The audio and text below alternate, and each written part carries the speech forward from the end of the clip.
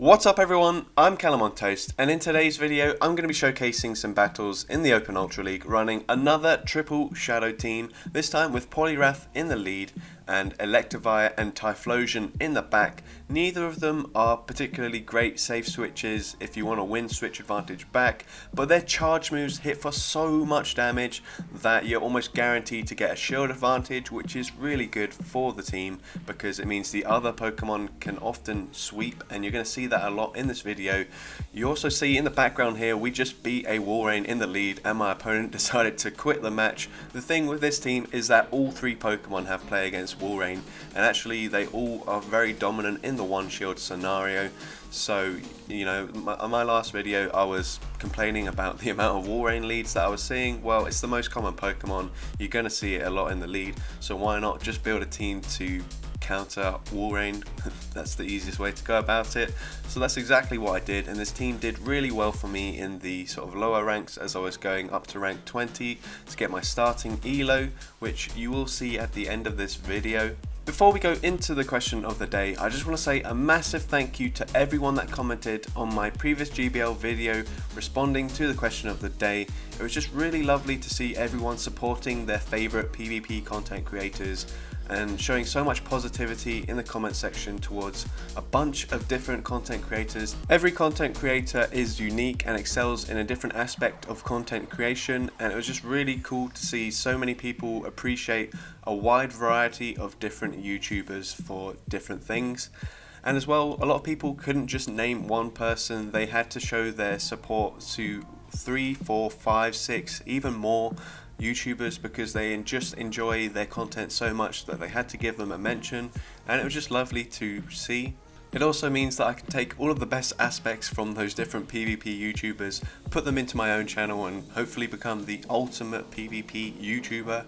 No, I'm just kidding. That was not the intention of the question of the day, but like I said, it was just lovely to see so much positivity. And with that being said, let's get into today's question of the day. What is the most underrated and underrepresented Pokemon in the Open Ultra League meta? A Pokemon that maybe you've used and had great success with but you don't see it very often, or maybe a Pokemon you've faced a couple of times and been absolutely destroyed and you just can't figure out a way to beat that Pokemon. Let me know in the comment section below and maybe you'll get a shout out in my next GBL video. But with that being said, let's get into the battles now. So going into the first battle, I will mention that I've got a lot of battles in this video because a lot of them were just really good. So we're up against a Dragon Breath, Giratina, and all three Pokemon actually have a bit of play. None of them necessarily beat it straight up, but we can hit for super effective Ice Punch damage with the Poliwrath here, and we're going to go for a second one and then eventually switch into the Typhlosion to get some energy with Shadow Claw, and as well Shadow Claw is super effective. They switch into a Walrein here, and like I said earlier in the video, Walrein is not going to have a great time up against my team. They go straight for an Icicle Spear, which is definitely not the play because we do resist the Icicle Spears. We'll go for a Blast Burn, we land it, and now my opponent goes for another Icicle Spear. We can tank this and commit to a Shadow Claw farm down and come out with a lot of energy here. We're going to go straight for the Blast Burn. They come in with a Talonflame, so this is going to be resisted, but it still does about 45% damage to the Talonflame. I'm going to switch into the Electivire here, go for an Ice Punch bait, and hopefully we can get a shield here. And we get the shield. They're going to go for a charge move. I'll shield this up, and I am actually anticipating that they'll switch into the Giratina here, so I don't throw straight away, and they do switch. I'm going to shield this up, go for the Ice Punch straight away because I don't want to take too much Dragon Breath damage, and then honestly it doesn't matter if I get to the charge move here or not because I can get to a charge move on the Poliwrath, but they let me get to an Ice Punch and I'm able to take out the Talonflame there and take that game. So you see there, the Walrein couldn't really do anything against me there. I mean, they could have definitely gone up to the Earthquake at least, but they made it a lot easier for me. Into this game we lead into a Regirock, so a very good lead for me. They're staying in, so I'm anticipating that perhaps they don't have, or maybe they have something weak to Poliwrath in the back, so I'm actually going to shield this up. These lock-ons are obviously not doing very much damage, so preserving almost all of my health on my Poliwrath might be the play here. I take out the Regirock, they come in with a Venusaur, so I'm going to go for an Ice Punch here, and this is Gonna do quite a lot of damage. Gonna switch into the Typhlosion, try to catch a move. I'm not able to catch it. We can tank a Sludge Bomb, so I'm not gonna shield this up. And they come in with another Talonflame here, so I'm gonna go for the Blast Burn. And this, like you've seen already, actually does quite a nice chunk to the Talonflame. They actually shield it up, and they go for a move just before I get to the second Blast Burn, so very good timing by my opponent. And at this point, I'm going to come in with the Electivire here, shield this up, and then I can farm up 7 more Thunder Shocks before I throw a charge move. So that's exactly what I'm going to do here, and I'm actually at the back-to-back Wild Charge, so there's no point in baiting here. I can go for a Wild Charge comfortably. We take out the Talonflame. I'm going to go for the Ice Punch here against the Venusaur, and then if they shield up, then I'm going to switch into the Poliwrath, go for another Ice Punch, and I'm able to take this game. So GG's to that opponent. It was all about the energy management there. Keeping an Ice Punch on my Poliwrath was able to win me the game there. And into the next game, we lead into a Scrafty, so a good lead. They switch into a Drapion. I don't have a clear answer to the Drapion, so I'm actually going to stay in here, go for the Dynamic Punch, force them to throw. Poliwrath is the tankiest Pokemon on this team, so I am not going to shield here. And then I think I'm going to switch into the Electivire here because we can do absolutely huge damage with the Wild Charge against this Drapion. We're going to shield up a Crunch. They get their defense drop, but it doesn't make too much of a difference because they are hitting us for very low damage with the Poison Stings. We go for a Wild Charge here. We get the final shield, and now I'm going to shield up as well. And then go for a little bit of an overfarm here. Go for the Wild Charge, and this should easily take out the Shadow Drapion here. We take them out. They come back in with the Scrafty. I'm able to get to another Wild Charge, and this will do a lot of damage to the Scrafty. And wow, it does a lot.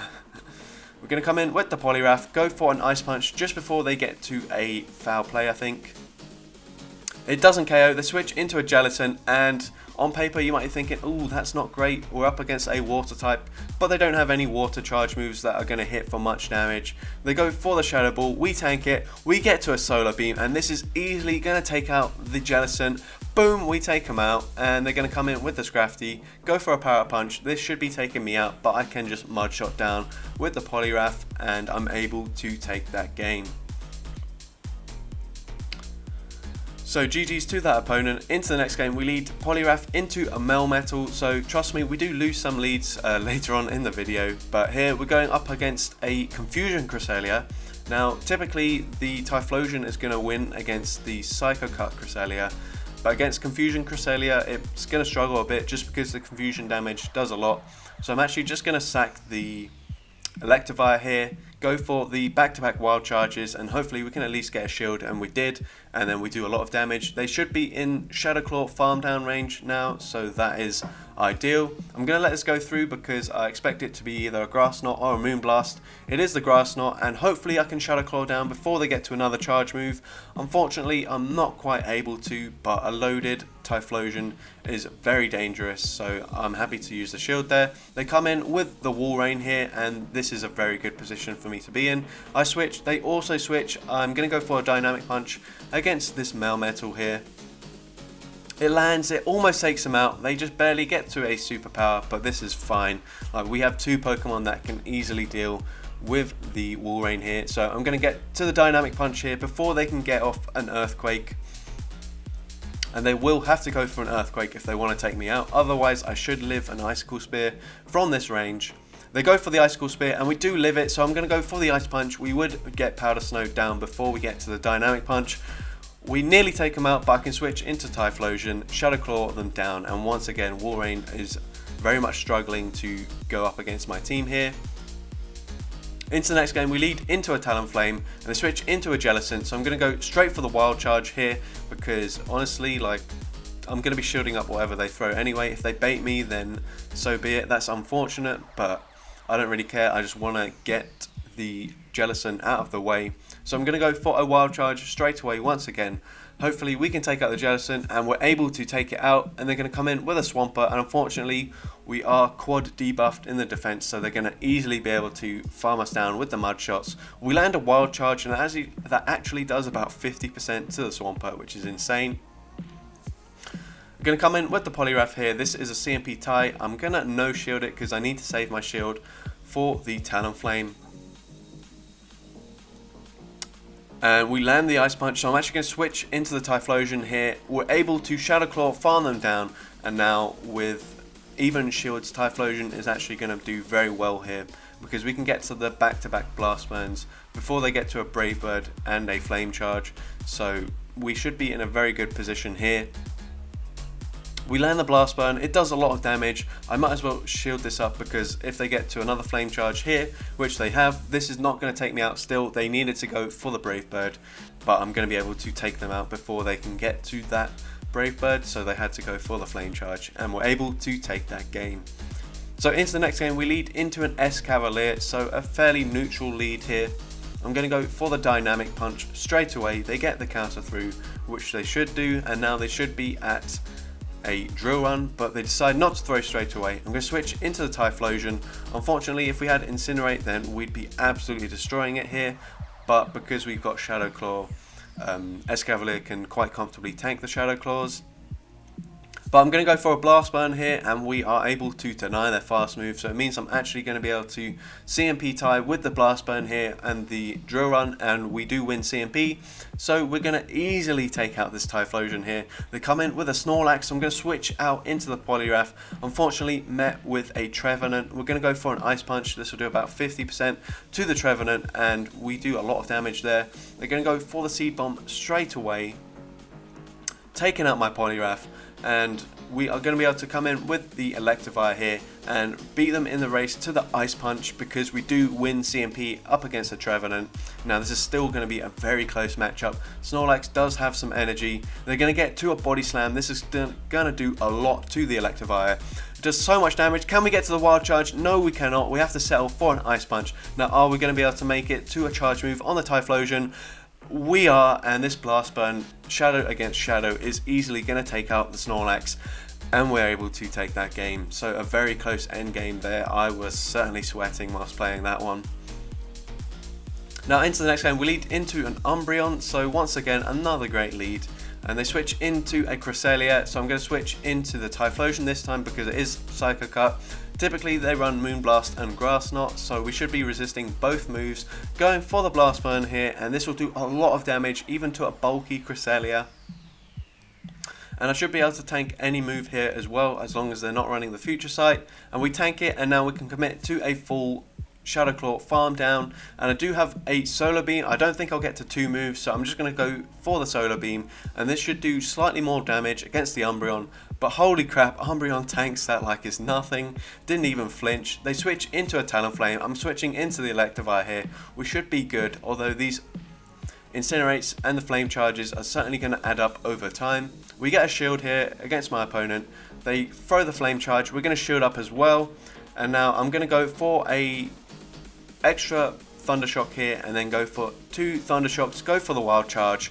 But the damage does not register there. That means the damage is going to apply after the charge move, and it means it takes us out. That is not the way the game is supposed to function, and it completely ruins the game for me. And yeah, that is just not fun at all. The damage should apply as I throw the charge move, so I should lower my defense afterwards, and we should have been able to comfortably win that. Into the very next battle, we're going up against the exact same team here. This time they switch into a Talonflame, so I'm going to come in with the Electivire, and I kind of have PTSD now, and I am very worried that my Electivire is not going to be able to win this matchup. So I'm actually not going to double shield against the Talonflame here, and I'm just going to let it fully go down, and then trust in my Typhlosion to sweep. So I'm going to come in with the Typhlosion here, and we should just barely get to the Blast Burn before they can get to another charge move, and this will take out the Talonflame. So we take them out here. They're going to come back in with the Umbreon, of course. I'm going to switch to catch the charge move on my Poliwrath, and that was perfectly timed.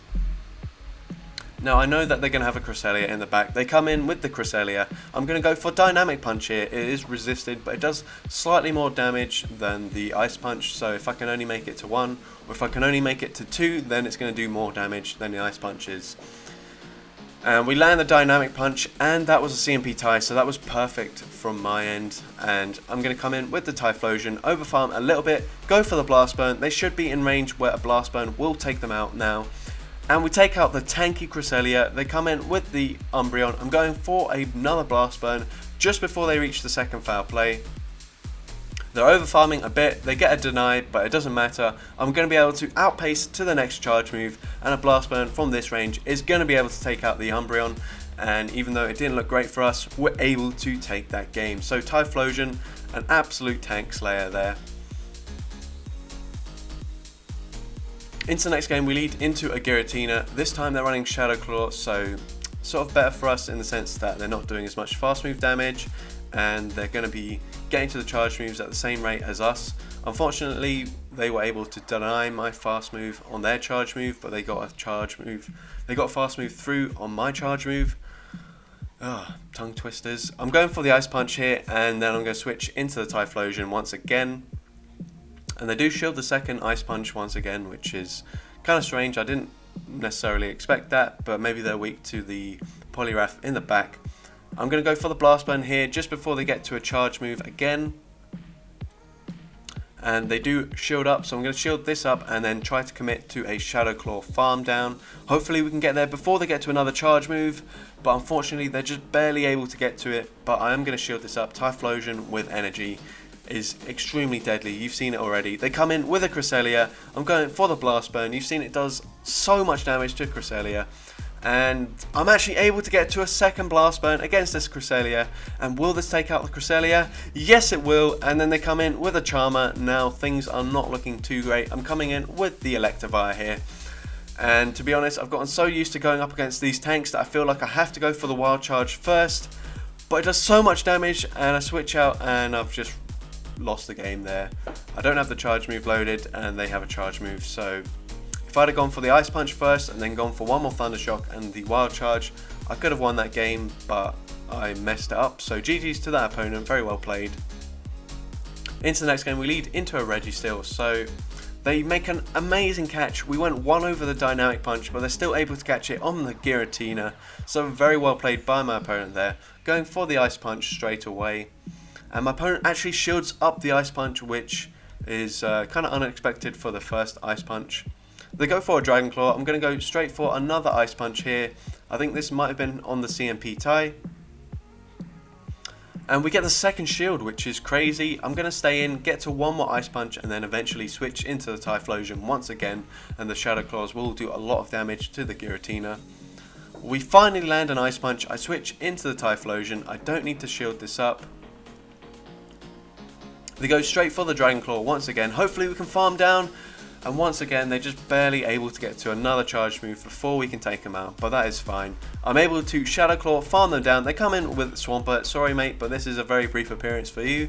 Boom, we take out the Swampert with a Solar Beam. They come back in with the Registeel. And I'm actually going to no-shield this, because I know that 2 Wild Charges from Electivire are easily going to be enough to take out the Registeel. Even if they debuff me, I'm going to shield this up.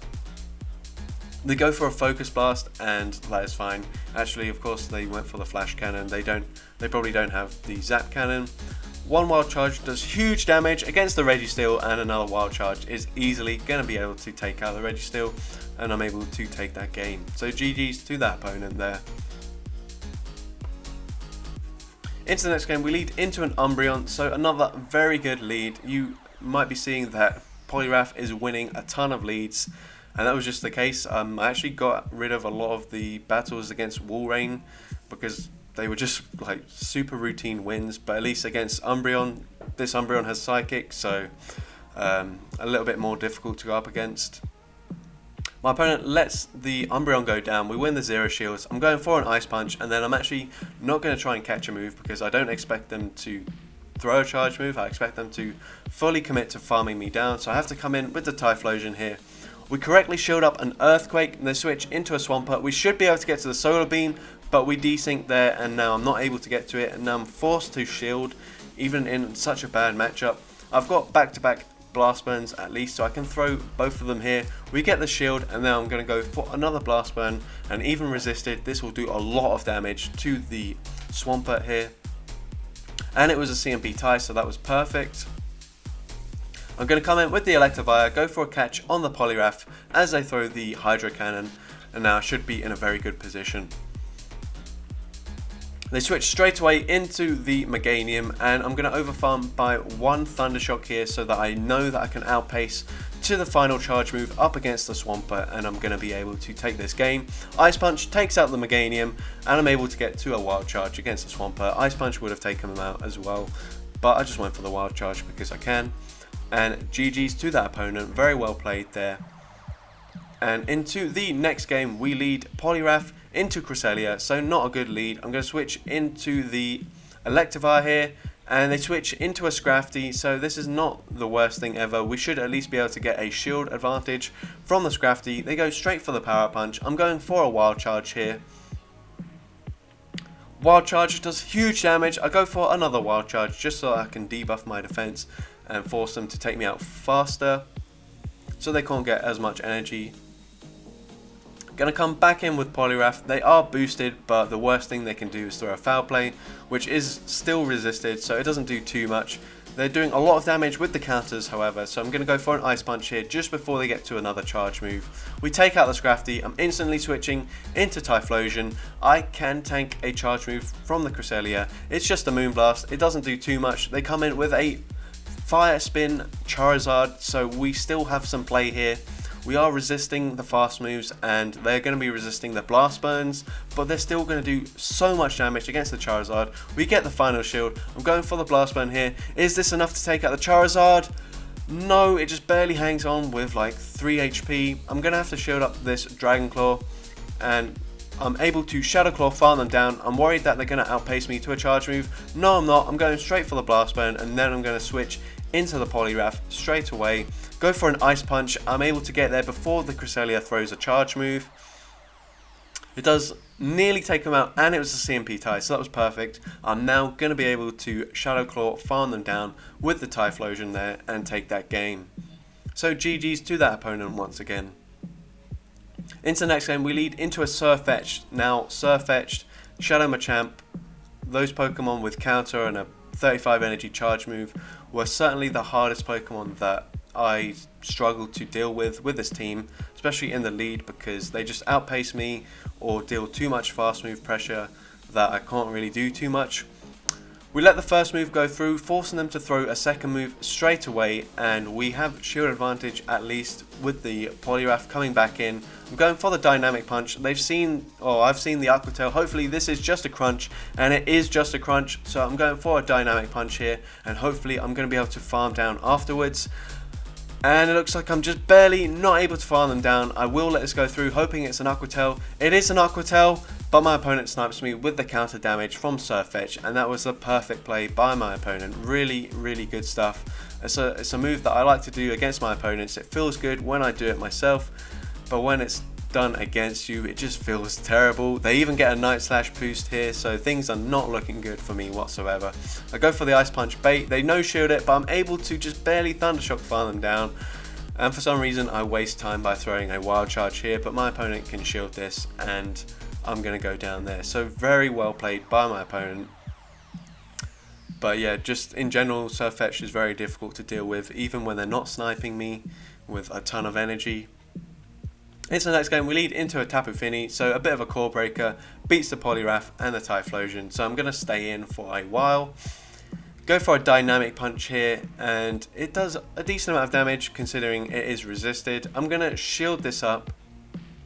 I don't really know the counts for Water Gun and Moonblast, so maybe they didn't even have it yet, I'm not sure. I go for another Dynamic Punch here. We land it. I'm going to be able to get to an Ice Punch here before they get to another charge move.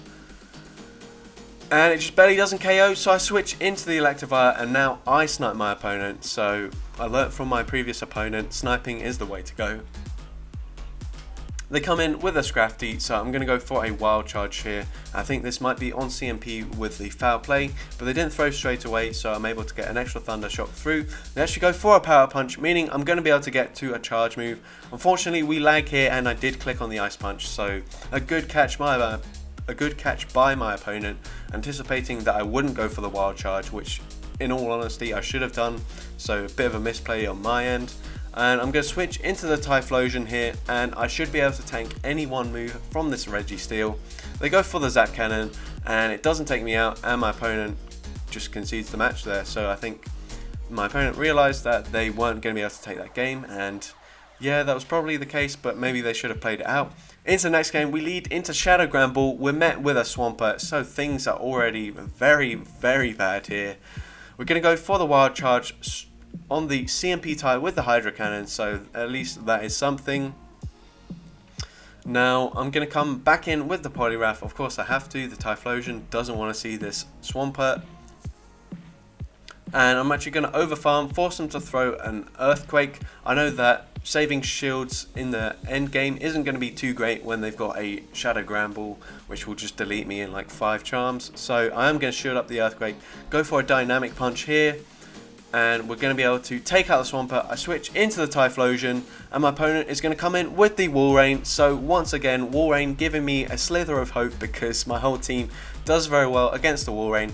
I let the first move go through. They didn't even try to bait the Earthquake. I know we are both Shadows and Typhlosion is fairly squishy, but come on, at least go for the Earthquake here. My opponent goes for the Icicle Spear here. I'm going to overfarm as much as possible, going for the charge move here on the CMP tie. This is going to be able to take out this Walrein. And can we tank one charm? Yes, we can, and we're able to get to a Blast Burn and take that game in the most unlikely win so far. So GG's to that opponent, extremely close game, and into the final battle of this video, we're going to be leading into the Escavalier here. Another neutral matchup here for my Poliwrath, going straight for the Dynamic Punch, and this time I'm going to let the Escavalier throw straight away. They go for an Acid Spray, so I'm actually going to switch into Typhlosion here. My opponent switches into Tapu Fini, and I'm going straight for the Solar Beam. This is the Hail Mary play, and my opponent shields it, so we are now in a lot of trouble. They're able to fully Water Gun farm me down. I'm going to bring the Poliwrath back in and just hope that they go for a Surf. They go straight away. Fingers crossed this is a Surf. Please be a Surf. Nope, it's a Moonblast. Boom, they take me out. And now it is all up to Shadow Electivire to sweep this game. 1v3. We do have 2 shields, however, so that is at least something. They switch back into the Escavalier. I'm going for a Wild Charge now that I have back-to-back. Boom, we take out the Escavalier. They come in with a Walrein, and we're going for another Wild Charge. We have the back-to-back built up, and boom, we take out the Walrein, and then we get to the final Wild Charge against the Tapu Fini, and boom, we take out the Tapu Fini, and we're able to take that game. So Electivire just absolutely sweeping endgame there. So that's going to be it for today's video. I did actually go really positive with this team, mostly 4-on-1s, a couple of 3-and-2s, and also a couple of 5-0s as well. So a really strong team for the earlier ranks. But once I did hit rank 20, I certainly saw that my team was struggling against some of the teams that I was going up against. A lot of Shadow Machamp, which I mentioned earlier, like Surfetch, is pretty problematic for this team because we don't resist counter at all, and because we're triple Shadow, we just take way too much damage from those counters and cross chops, so that was a problem. Also, Galarian Stunfisk was a lot more common. And I know people have been complaining about how busted Registeel is, but for this team certainly Galarian Stunfisk is way more of a hazard because it does comfortably beat the back 2 Pokemon with shields up. A Blast Burn obviously going to do a lot of damage to Stunfisk, but we're just going to get outpaced with the Rock Slides, so yeah. Those 2 Pokemon being a lot more common certainly caused a lot of problems for this team, but overall a very good experience running this team. So on screen now is my starting elo when I hit rank 20. 2132 is honestly not too bad considering some of the teams that I've used so far this season. You will see or will notice that I went 2-3 in this final set when I hit rank 20. And the reason for that is mostly because my phone was overheating, I was experiencing a lot of lag, a lot of frame drops, and as well my Wi-Fi just completely pooped out in one of the battles. So I could have easily at least went 3-2, if not even better than that. But yeah, unfortunately my phone kind of just gave up at that point in the night. But I wanted to just get it over and done with, get to rank 20 so I could at least see where I was with my elo. But with that being said, let's get into the shoutouts now. So this was very difficult to choose just a few responses to shout out in today's video because there were so many good answers, a lot of love for so many different PvP content creators. Homeslice Henry was the most common choice for everyone's favourite content creator because of his commentary and because of his unique theme team ideas that he comes up with. So I wasn't able to single out just one response that suggested him. So instead I'm going to choose a couple of responses that go for some more unique PvP content creators, which I want to highlight myself, I guess. So I'm going to start off with Simon Plays, or Simon Plays, who chooses Daniel Zaneri because his editing is incredible, and like honestly this guy is on another level when it comes to video production and editing and everything like that. Like he's just completely different. He's a showman, he's a entertainer, that's what he does, and I could see this guy hosting like TV series in the future, or like even the Pokemon Go championships. Like I could see him as being the host. He even dresses up in like superhero costumes. It's awesome.